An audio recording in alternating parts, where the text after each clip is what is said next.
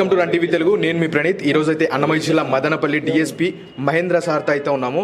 ప్రస్తుతానికైతే సార్తో మదనపల్లిలో జరిగే ప్రతి ఒక్క చిన్న విషయం దగ్గర నుంచి పెద్ద విషయం వరకు సార్ దగ్గర క్లుప్తంగా తెలుసుకుందాం. సార్ నమస్తే. సార్ నమస్తే అండి. చెప్పాలంటే సార్ మీరు చాలా చురుగ్గా పనిచేస్తున్నట్టు మదనపల్లి కాదు అన్నమయ్య డిస్టిక్ అంతా చెప్తున్నారు sir. More over sir triple riding అలాగే బైక్ రైడర్స్ చాలా మంది ఎక్కువైతున్నారు సార్. దీనికి మీరు ఏం చర్యలు తీసుకుంటారు సార్?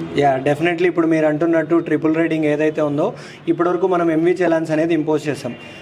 కొత్త ఎంవీ చట్టాలు ఏంటంటే ఫైన్ ఇంతకుముందు ఉన్న దానికంటే కూడా డబల్ ఉండడము ట్రిపుల్ ఉండడం ఉంది. సో ఇప్పటివరకు మనం చలాన్స్ మీద ఎక్కువ ఫోకస్ చేసాం.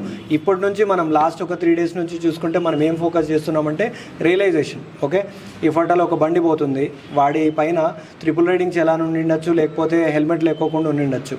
అట్లాంటివన్నీ మనం ఇమీడియట్గా ఆపడం వల్ల మన దగ్గర డేటాబేస్ అనేది వస్తుంది అనమాట. సో వాటిపైన ఏదైతే ఉందో స్పాట్ చలాన్స్ 5 ఉన్నా 10 ఉన్నా చలాన్స్ ఇమీడియట్గా కట్టిస్తున్నాం. దానివల్ల మనం ఫోకస్ చేయడం వల్ల డెఫినెట్గా ఈ ట్రిపుల్ రైడింగ్ అనేది ఖచ్చితంగా తగ్గుతుంది. ఇది కాకోకుండా మేము సర్ప్రైజ్ చెక్స్ ఎక్కడైనా పెట్టడము, ట్రిపుల్ రైడింగ్ ఎవరైనా చేస్తుంటే ఇమీడియట్ ఈ ఫోటోలు వాళ్ళ మైనర్స్ అయితే బండ్లు అనేది ఆపడము, సీజ్ చేసి స్టేషన్ తీసుకురావడము, వాళ్ళ పేరెంట్స్ని పిలిపించడము, ఇట్లాంటి కౌన్సిలింగ్ కూడా చేస్తున్నాము. డెఫినెట్గా ఎంవీ చట్టాల్లో మనం చట్టపరంగా ఏం చేయాలో చలాన్స్ చేసాం. ఇప్పుడు రియలైజేషన్ అనేది మనం కంటిన్యూగా ఇప్పటి నుంచి రియలైజేషన్ ఫోకస్ మనం చేస్తామన్నమాట ఏదైనా కానీ. అది సార్ అలాగే చూసుకున్నట్లయితే మదనపల్లిలో దాదాపు 250 నుంచి 300 వరకు టీ స్టాల్స్ ఉన్నాయి. దాంట్లో ఏం జరుగుతుందని ఎవరికి తెలియట్లేదు, పైగా కటన్స్ చేస్తున్నారు. దీని మీద మీరు ఎటువంటి చర్యలు తీసుకున్నారు సార్? డెఫినెట్లీ అండి. నాకు కూడా ఇనిషియల్గా కొంచెం ఇన్ఫర్మేషన్ వస్తే ఈ స్కూల్స్ సర్కిల్ ఏదైతే జ్ఞానోదయ స్కూలు ఆ చుట్టుపక్కల ఉన్న కేఫుల దగ్గర నేను కూడా పర్సనల్గా విజిట్ చేశాను. కొన్ని దగ్గర కటన్స్ ఏవైతే ఉన్నాయో అది ఇమీడియట్గా మన నుంచి చెప్పి తీసేయడం జరిగింది. ఎందుకంటే అక్కడ చాలా వరకు స్టూడెంట్స్ వస్తున్నారు, స్టూడెంట్స్ వచ్చేసి సిగరెట్లు తాగుతున్నారు. ఇట్లాంటి ఇన్ఫర్మేషన్ వస్తే ఇమీడియట్గా నేను వెళ్ళి రైడ్ చేయడం జరిగింది, దాన్ని తీసేయడం జరిగింది. ఇప్పుడు ఇంకోటి మనం ఏం చేస్తామంటే మదనపల్లి లిమిట్స్లో ఇట్లాంటివి ఏవైతే ఉన్నాయో లిస్ట్ అవుట్ చేస్తాం. మొత్తం లిస్ట్ అవుట్ చేసేసి ఒక సర్ప్రైజ్ లేదా ఒక సర్చ్ లాగా లేదంటే ఒక రైడ్ అనేది కండక్ట్ చేసేసి మనం ఇట్లాంటివి ఏవైతే ఉన్నాయో డెఫినెట్గా తీసేయడం అయితే జరుగుతుంది. ఇట్లాంటివి అయితే ఎట్టి పరిస్థితుల్లో పిల్లలు ఇట్లాంటి స్మోకింగ్ కానీ లేకపోతే ఇట్లాంటివి ఏవైతే ఉన్నాయో డెఫినెట్గా మనము అరికడతాము, దానిపైన ఖచ్చితంగా శ్రద్ధ పెడతాం. సార్ అలాగే సార్ మదనపల్లిలో జూనియర్ కళాశాలలో సీనియర్ కళాశాలలో ర్యాగింగ్ ఎక్కువైతుంది, అలాగే అమ్మాయిలు వెంట పడుతున్నారని చెప్పి చాలా బెదిరింపులు వేధింపులు అలాగే స్టేషన్లో చాలా కంప్లైంట్స్ వచ్చాయి. దీని మీద చర్యలు తీసుకుంటున్నారా సార్ మీరు?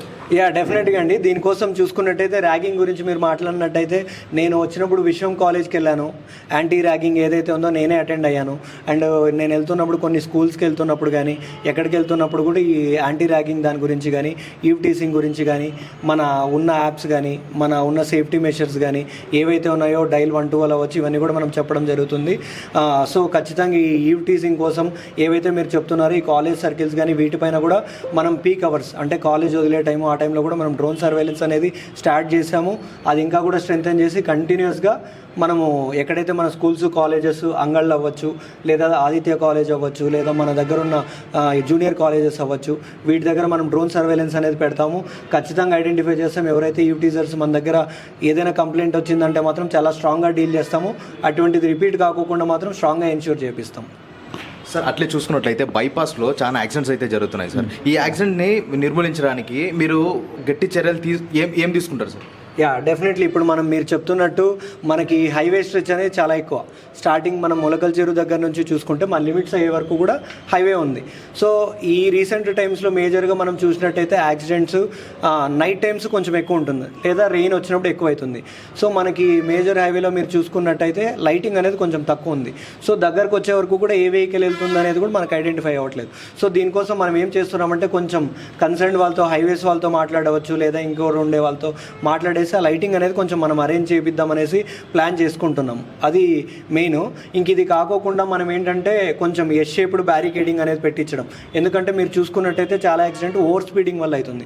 ఎస్ షేప్డ్ బ్యారికేడ్స్ అనేది మనం పెట్టడం వల్ల స్పీడ్ అనేది రెడ్యూస్ అవుతుంది. స్పీడ్ రెడ్యూస్ అయిందంటే ఆటోమేటిక్గా దీనికంటూ యాక్సిడెంట్స్ అనేవి తగ్గుతాయి. ఇంక ఇది కాకోకుండా మేజర్ ఫ్యాక్టర్ ఏంటి యాక్సిడెంట్స్ అవడానికైతే డ్రంక్ అండ్ డ్రైవింగ్, లైక్ ఏదైనా కార్ కానీ వెహికల్ కానీ తాగేసి నడవడం. సో దీనికోసం మనం ఏం చేస్తున్నామంటే కంటిన్యూగా హైవే స్ట్రెచ్ మొత్తం డ్రంక్ అండ్ డ్రైవ్ చెక్స్ అనేవి మనం కంటిన్యూస్గా పెట్టిస్తున్నాము.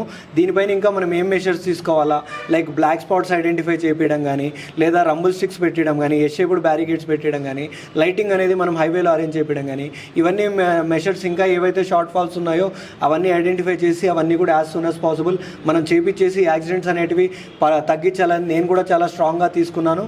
అది ఖచ్చితంగా తగ్గిస్తాం కూడా రాబోయే కాలంలో.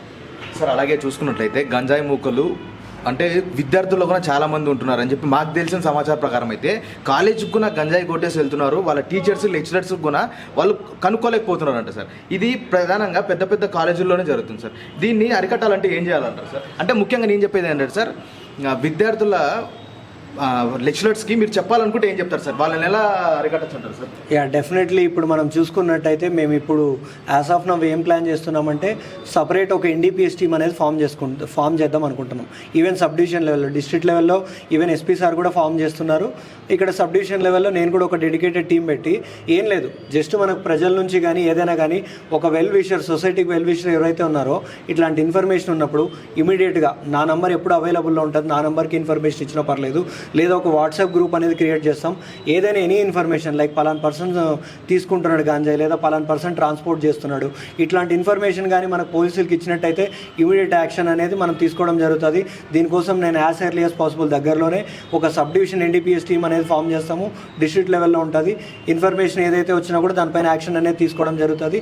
ఇది కాకోకుండా అవేర్నెస్ క్యాంపెయిన్స్ మెయిన్ కాలేజ్ లెవెల్లో, మనకు మెయిన్ బీటెక్ కాలేజ్లు అవ్వచ్చు, డిగ్రీ కాలేజెస్ అవ్వచ్చు, లేదా ఇంకే కాలేజెస్ అయినా జూనియర్ కాలేజెస్ అవ్వచ్చు, వీటిలో మేము కంటిన్యూగా మా కన్సర్న్ ఒక స్టేషన్ లిమిట్స్లో ఏ కాలేజెస్ అయితే వస్తాయో వాటి దగ్గర ఎస్ఐల్ని, సిఎల్ని లేదా నేను కంటిన్యూస్గా మేము వెళ్ళి అవేర్నెస్ క్యాంపెయిన్స్ అనేటివి క్రియేట్ చేస్తాం. డెఫినెట్గా దీంట్లో మెయిన్ మనకు కావాల్సింది ఏంటంటే పబ్లిక్ సపోర్టు. ఎవరైతే ఇట్లాంటివి అమ్ముతున్నారని వాళ్ళకి ఇన్ఫర్మేషన్ వచ్చినా కూడా ఇమీడియట్గా మనకి హెల్ప్ లైన్ ద్వారా ఏదైతే ఉందో డైల్ 112 అవ్వచ్చు, లేదా నాకు చెప్పినా పర్లేదు, కన్సర్న్ ఎస్ఐకి చెప్పినా పర్లేదు, డెఫినెట్గా ఇన్ఫర్మేషన్ ఇస్తే దానిపైన యాక్షన్ తీసుకోవడం అనేది ఖచ్చితంగా ఉంటుంది. ఎన్డీపీఎస్ అనేది ఖచ్చితంగా ఈ గాంజాయి అనేది ఎక్కువ మదనపల్లిలో ఉందని చెప్తున్నారు, దానిపైన డెఫినెట్గా యాక్షన్ తీసుకుంటాము.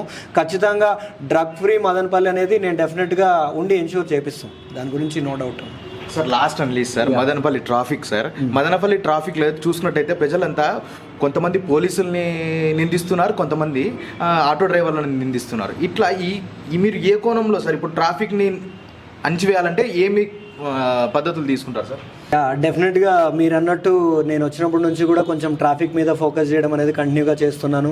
నాకు కొంచెం ఫ్రీ టైం ఉన్నా కూడా ట్రాఫిక్లో తిరిగి ఏమేమి ఇష్యూస్ ఉన్నాయనేది ఐడెంటిఫై చేసుకొని నేనున్న మా కన్సర్న్ ట్రాఫిక్ వాళ్ళకి, స్టాఫ్ వాళ్ళకి కూడా చెప్పడం జరుగుతుంది.